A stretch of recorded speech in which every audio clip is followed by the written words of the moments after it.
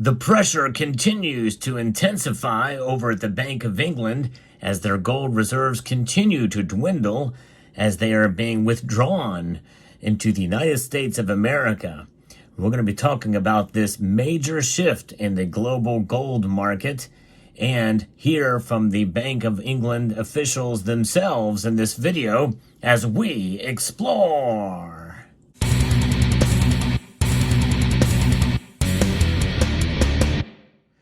What a crazy time it has been. In fact, the latest reports coming out of that region, that part of the world, is that the waiting times have just increased dramatically. They've octupled. They've gone up by 8.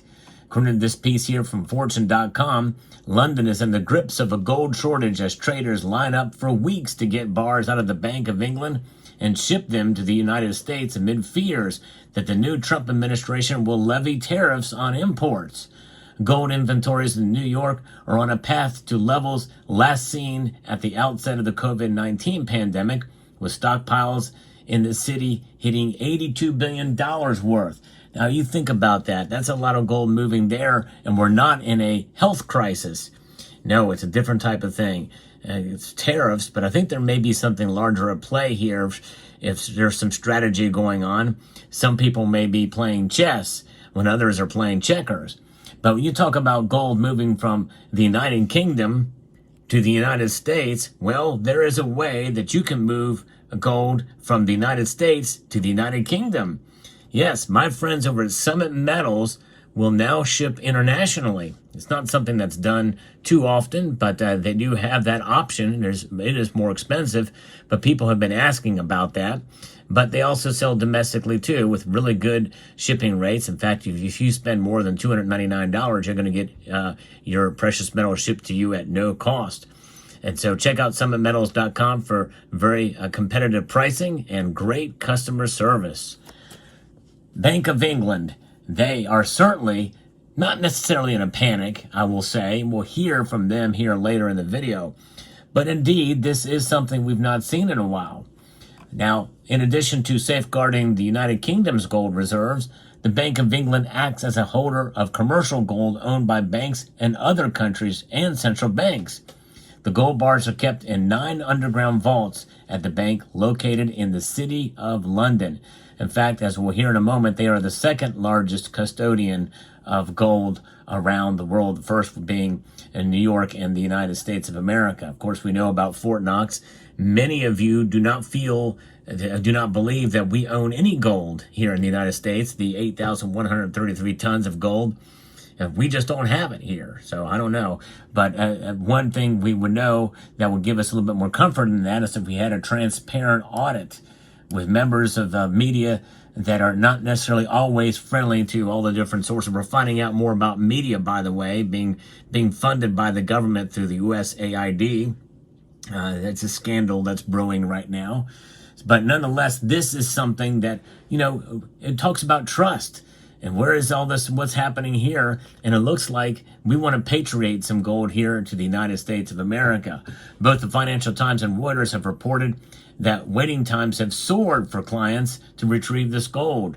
And the data would suggest it's on a fast track to New York. Much of gold trading is frictionless and involves the owner of a gold bar changing hands on the holder's systems. In other words, it just gets a tag to it. It doesn't actually get moved at all. It's just tagged to a different owner. But in some instances, traders must deliver physical gold to fulfill some of their futures contracts. Fears around Trump's rhetoric have accordingly sparked an influx of gold to the U.S. in case monetary metals become subject to tariffs. Since Trump's election victory in November, traders have moved 393 metric tons of gold into the COMEX Commodity Exchange in New York. Of course, there's also talk about some of the gold and silver moving out of the COMEX as well, too. But the waiting times have spiked. They've usually been between a few days in a week to 4 weeks. In fact, some say maybe as long as 2 months. Yes, crazy to think about. Up to 8 weeks would be 2 months here. People can't get their hands on gold because so much has been shipped to New York and the rest is stuck in the queue. According to an unnamed industry executive told the Financial Times, But I have an interview, as somebody else had posted here. James Anderson posted this interview with the Bank of England. And let's listen to exactly what he says, trying to calm the nerves and the panic of those. So let's see what he's got to say about this when asked this question. So how much gold has now left the BOV vaults in anticipation of tariffs? And with bullion banks looking to borrow from central banks that hold their gold at the BOV, what is the central bank doing to help alleviate current queues? Dave, do you want to? Yeah, I think I picked up the question. And look, there's, it's worth, given that this is the NPR press conference, it's worth putting what's been happening to gold, which is the detail of your question, in the context of what's going on in the world economy and the uncertainties out there. And, it's also worth bearing in mind that, because this helps explain some of the facts around the time it's going to take to get gold out of the bank's vaults, because of the nature of our approach to the gold. So, I mean, the first thing to say is, and I think this is broadly known, but we have the second largest stock of gold in the world, over 400,000 bars of gold at the moment. That's gone down a bit since the end of 2024, reflecting the market conditions that you're talking about and have been a feature in the news. But the stock has gone down by about 2% since the end of, so that's important to keep that in perspective. And the US gold market has been trading at a premium to the London market. And commercial gold holders have been looking to take advantage of that price differential. So they've been, there's been strong demand for delivery slots. We can meet that demand.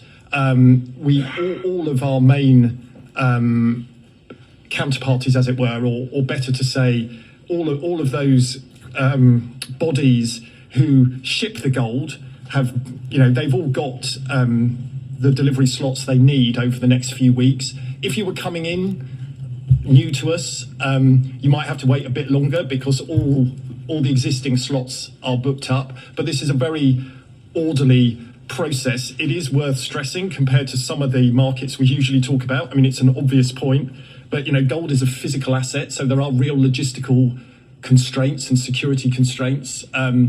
Getting into the bank for me this morning was a bit trickier because there was a lorry in the bullion yard. I mean, that's how it. But that's just the reality of it. It takes time, and the stuff is also quite heavy, as you know. So, but I think these things sometimes get forgotten about in a headline that says, there's a 6-week delay or something like that. There is a lot of demand, but we've got slots for all the people who currently want to get their gold or want to ship gold on behalf of a customer, and we're managing it. So there it is. That's what's happening. Trying to calm some nerves, but sounding kind of a little nervous in his answer there for sure, as this has not been seen to this level since 2020 during the pandemic.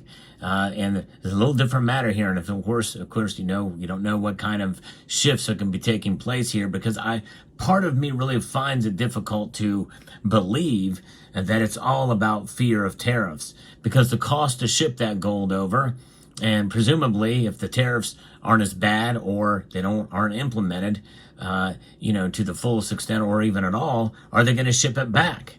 Are they just going to keep it here? I think there may be some other calculus at play here, and that very well could lead to either the, a potential, as I speculated. This is pure speculation on my part. I've not heard anybody else say this, but perhaps maybe that the gold could be a part of the sovereign wealth fund, although I think that it's more or less an investment fund that's happening there. So I kind of doubt that's the case, because gold is not seen as an investment, it's seen as a hedge.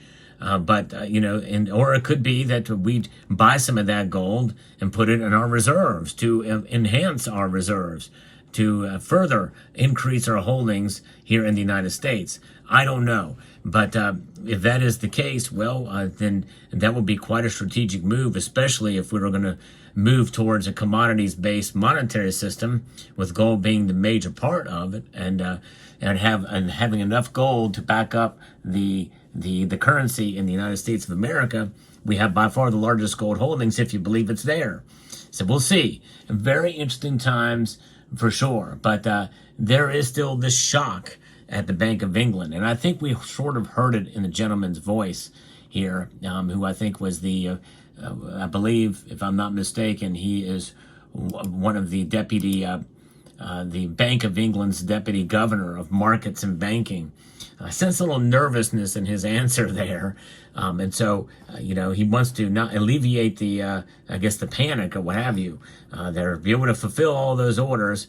And who knows, we're going to be running out to be able to have to borrow against some of the holdings from other nations because they store gold for other nations out there. So very interesting. So let me know what your thoughts are about this situation. It's something we're going to keep an eye on as we see that the wait times have increased. And, we're talking from a couple of weeks now to up to 2 months. And this is just something that's going to continue to play out. And as he says, there are logistics on this that really makes it difficult because, as he said, gold is quite a heavy body for sure. So there you have it. Let me know what your thoughts are in the comment section down below. Hope you found this video informative, insightful, and educational. I'd like to extend a multitude of gratitude to you all for taking the time to watch and to encourage you to please rate, share, comment, and subscribe.